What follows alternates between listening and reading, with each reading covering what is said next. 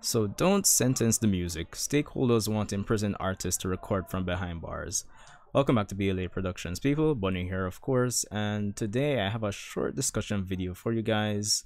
Of course, it's an article on the Jamaica Star, from the Jamaica Star, that I'll be leaving in the description box below because clearly I'm not going to be reading this word for word. So if you're interested, you could definitely check it out and let me know what you guys think in the comment section below. But the basic gist of the article deals with the fact that the Jamaica Music Museum, who've apparently had this series of discussions or panels in the past, and their latest segment dealing with if incarcerated artists should be allowed to record from behind bars. Now, of course, this is a pretty interesting topic, very topical, I'd say, considering the current state of, let's say, dancehall, for instance.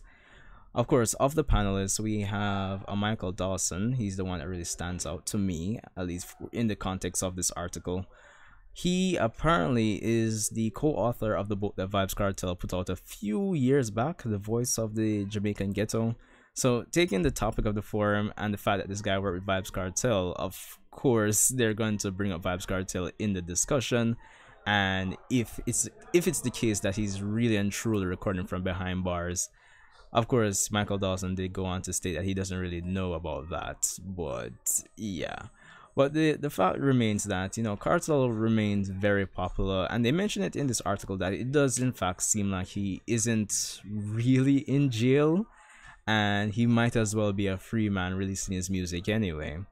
But they go on to state the fact that, before, well, nothing is confirmed now, but for the most part, history would dictate that Jacure has been the only artist that has been, outright allowed to record from behind bars.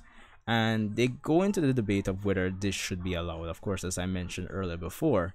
Now, off the top of my head, before even reading the article, some of the benefits from allowing artists to actually record from behind bars, they can still provide for their families. At the end of the day, they can still put food on the table even though they are no longer in the picture physically, to a degree. And of course, the article does go into some of the panelists, that is, they do mention that. But at the same time, some persons there in the audience, as reported here by the Jamaica Star, have gone on to actually say, hey, I don't know, it's questionable, because these are persons that would have broken the law, and allowing them to actually record from prison, it seems like they're trying to legitimize, or in some degree or fashion accept the violence that has been promoted by dancehall or their actions. So it's kind of debatable, let's say, but it's something I'd love to hear the opinions of you guys in the comment section below.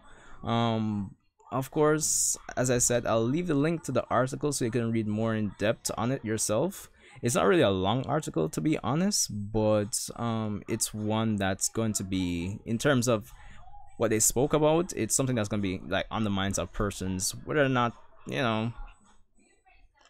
whether you hear a cartel here, whether you hear a cartel there, you might question it at the back of your head. So it might be something on your mind for years to come, I suppose. But anyway, let me know what you guys think about it. Of course, I have a skit that I'm dropping probably in the next half an hour to an hour. Impatient husband. You guys seem to love the the positive idiot, when your wife thinks she's positive skit that we dropped last week. So I'm sure you guys will love this one. But anyway, rate, comment, subscribe, and I'll see you guys in the next one.